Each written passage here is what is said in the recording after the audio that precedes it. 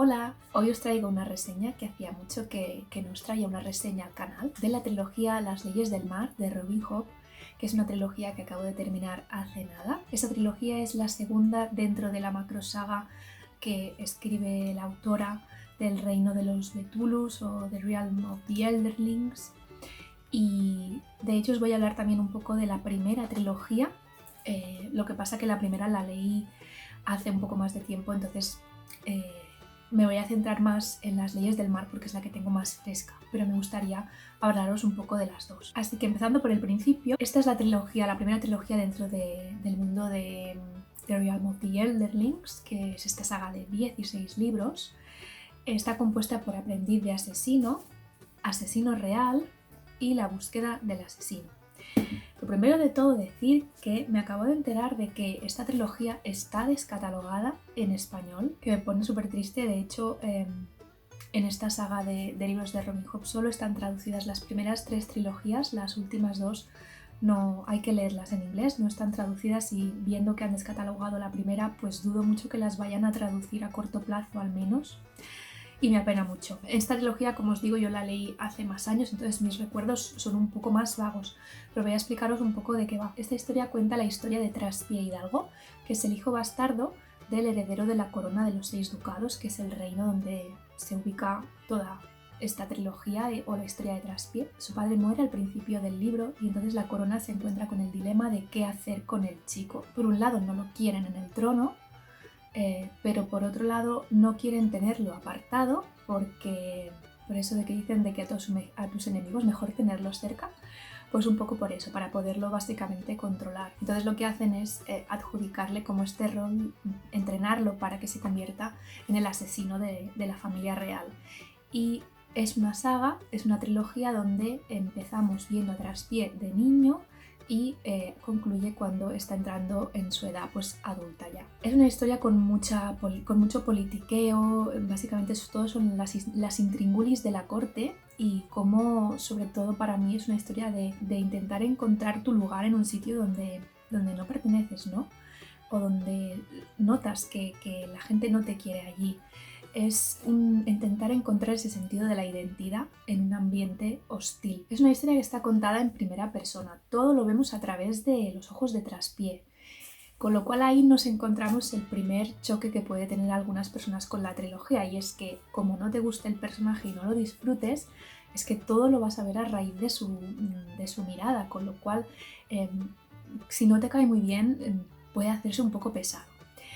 Traspié es un personaje, yo por ejemplo a mí me gusta mucho como personaje, pero entiendo que haya gente que no lo soporte porque es un chico un poco que las cosas como más obvias le cuesta mucho de pillar. Es muy espabilado para unas cosas, pero para otras no tanto. Dices, bueno chicos, espabila porque mira lo que está pasando y no te estás dando ni cuenta de que la estás cagando.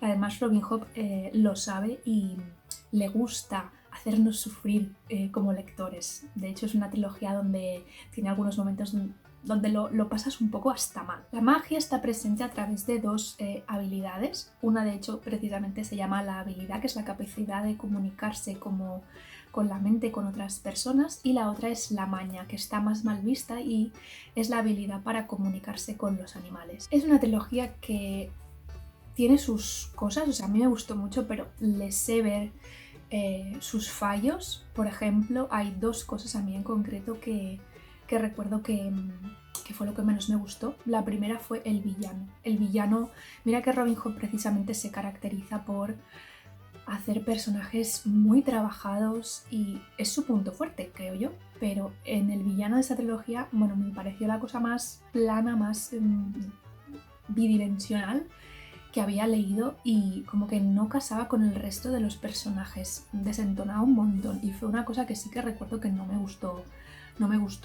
nada. Y la siguiente cosa sería el ritmo de lectura, sobre todo eso es algo que se ve en el tercer libro. El tercer libro, que es la conclusión, te pasas casi todo el libro en un viaje que realmente no sabes, o sea, que se podía haber recortado muchísimas páginas, hablo de cientos de páginas. Y al final la conclusión se ve hasta súper precipitada. Entonces, no sé, son libros que son muy largos y tienen que tener algún tipo de satisfacción, ¿no? Cuando llegas al final, lo que no quieres es un final apresurado después de haberte comido 700, 800 páginas a cámara lenta. Entonces yo creo que es un libro que también peca mucho en ese sentido de esto. Pero bueno, es el inicio a la historia de Traspie. Yo creo que, a mí de los tres, creo que mi favorito es el segundo, es Asesino Real, sobre todo porque el final del segundo me gustó muchísimo y me dejó con el corazón en un puño.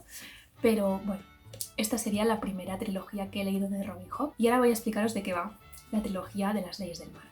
Las Leyes del Mar está compuesta por las naves de la magia, las naves de la locura y las naves del destino.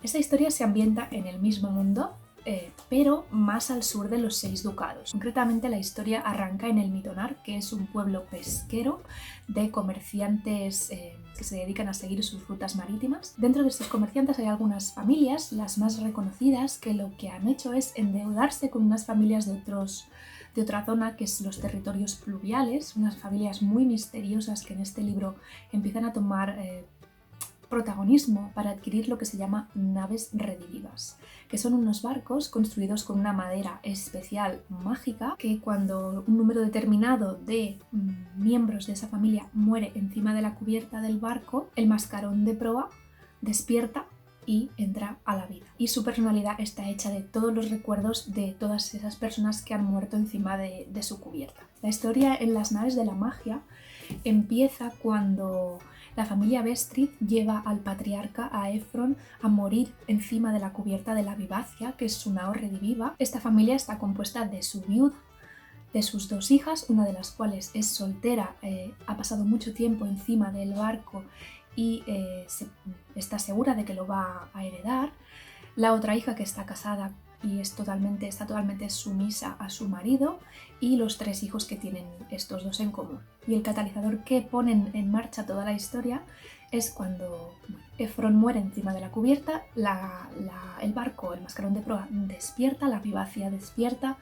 ¿Y cuál es la sorpresa? Cuando se enteran de que Efron no ha dejado en herencia el barco a Alcía, que es la hija más aventurera, la que está más preparada para capitanear a la embarcación, sino que se la deja a su otra hija.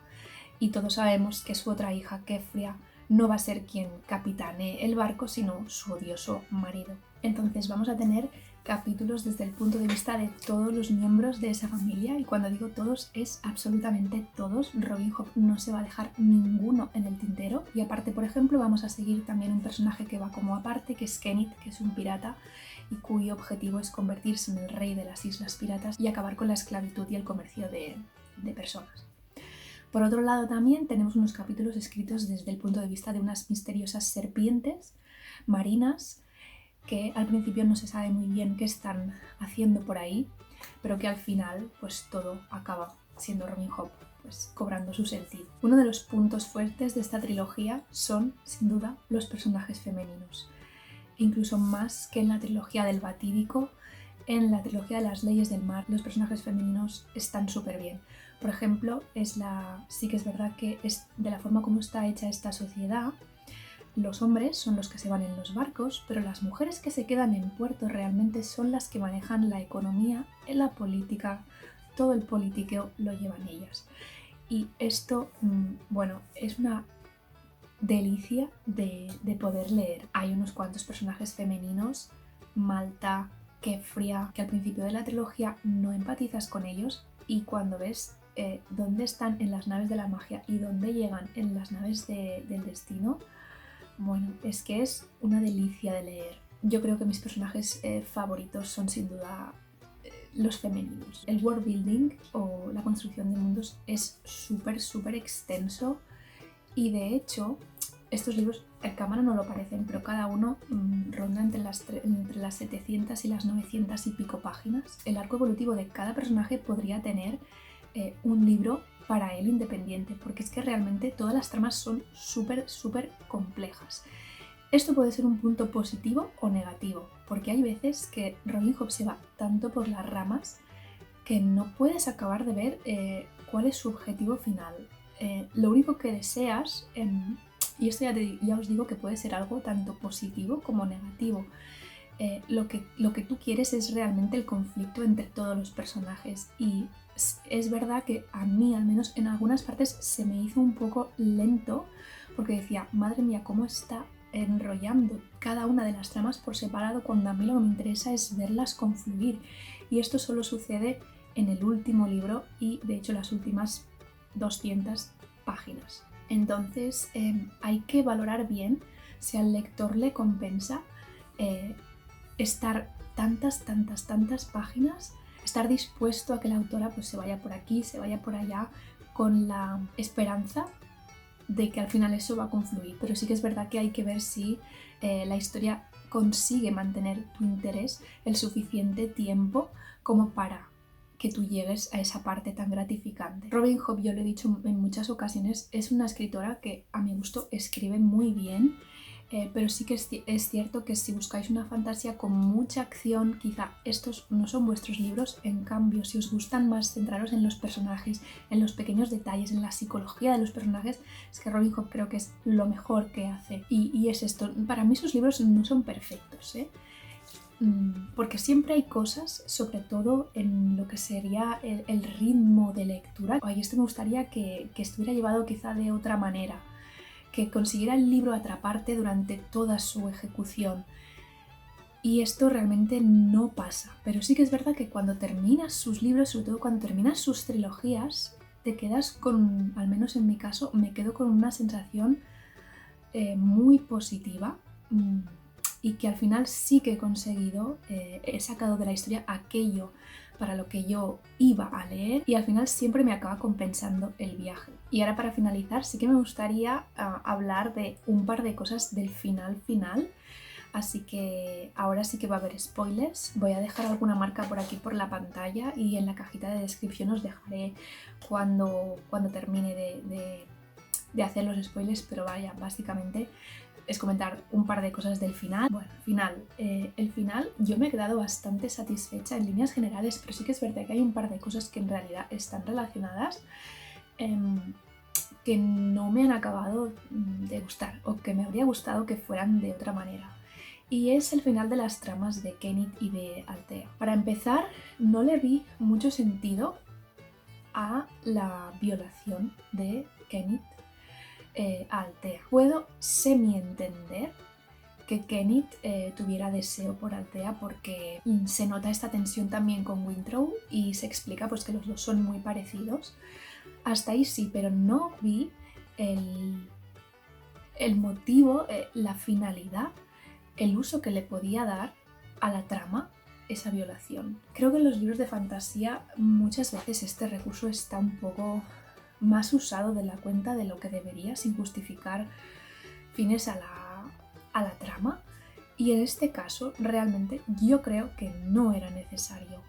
Además, vale, ha pasado, pero no me quedé con una buena sensación de que la autora a ese personaje, ni que el resto de personajes que están a favor de Kennit, viendo lo que ha pasado y internamente sin estar de acuerdo con eso, no sé, pusieran más en duda su opinión sobre Kennit. No sé si me explico, pero creo que era una cosa que tampoco aportaba tanto al final de la trama y que para mí lo estropeó un poco. Y eso va relacionado con el hecho de que Kennit al final muere en la cubierta del dechado, que es la nave donde va a vivir Althea. Con lo cual Kennit es una parte del dechado. Althea tendrá que convivir continuamente con una parte de Kennit. No sé, puedo llegar a entender, por ejemplo, el final de Althea, de que no se quedara con la Vivacia. A lo mejor me habría gustado más que se la hubiera quedado ella, pero bueno, poniéndonos en el camino que Robin Hobb escoge para este personaje, sí que es verdad que cuando lo relaciono con lo que pasa con Kennit, me queda bastante mal sabor de boca, y eso me da un poco de pena. No sé, los que hayáis leído la trilogía de las leyes del mar, contadme qué os ha parecido por aquí, porque realmente a mí es algo que me chafó un poco la sensación final. Me quedé con un poco de sensación agridulce, pero bueno, en líneas generales sí que es verdad que creo que Robin Hobb lo ata todo bastante bien. Una de las preguntas que la gente quiere saber más es por dónde empezar en el mundo de Robin Hobb. Si es imprescindible empezar por Aprendiz de Asesino o si se puede empezar por otro lado. Y la respuesta es, para mí solo hay dos puntos de partida posibles, o Aprendiz de Asesino o Las Naves de la Magia, porque la tercera y la quinta trilogía siguen al mismo personaje traspié, con lo cual te comerías todos los spoilers de la primera trilogía. Y la cuarta trilogía está relacionada con tanto la de traspié con Las Leyes del Mar, con lo cual para mí tampoco sería un buen punto de inicio empezar por la cuarta. Para mí los dos únicos puntos de inicio serían estos dos. Sí que es cierto que hay algunas cosas en Las Leyes del Mar que están relacionadas con esta trilogía, pero podrías tomártelo como historias independientes, no hace falta saber mucho más. Sí que es cierto que habiendo leído esto hay mucha terminología, algunos pequeños detalles que ya sabes de qué te están hablando. Yo empecé por la trilogía del Batídico, pero os digo que se puede empezar perfectamente por la otra. ¿Qué os puede hacer decidir? Pues un poco, si prefieres leer una historia en tercera persona, métete en Las Leyes del Mar con muchos puntos de vista diferentes. Si prefieres seguir un único punto de vista en primera persona, entonces la trilogía del Batídico. Si lo quieres hacer de forma cronológica, trilogía del Batídico. Mi objetivo para este año sería intentar leerla o empezar, porque ya os digo, son libros que son tan largos que hay veces que tienes que dejar pasar entre uno y otro algunas lecturas. No son libros que al menos yo pueda leerlos del tirón, pero sí que me gustaría en este año empezar la tercera trilogía. Hace mucho que no leo sobre traspié y tengo muchas ganas de volver a saber de él. Nos quedamos en el final de la primera trilogía en un punto donde hay muchos cabos sueltos, muchas cosas pendientes, muchas deudas que saldar, personajes que tienen que reencontrarse. Así que bueno, este año espero empezar la tercera trilogía. Y eso ha sido todo por hoy. Espero que os haya gustado la reseña. Ya me contaréis si habéis leído a Robin Hobb, qué opináis de ella, si es una autora que os gusta, si es una autora que os cansa. Y nos vemos en el siguiente vídeo.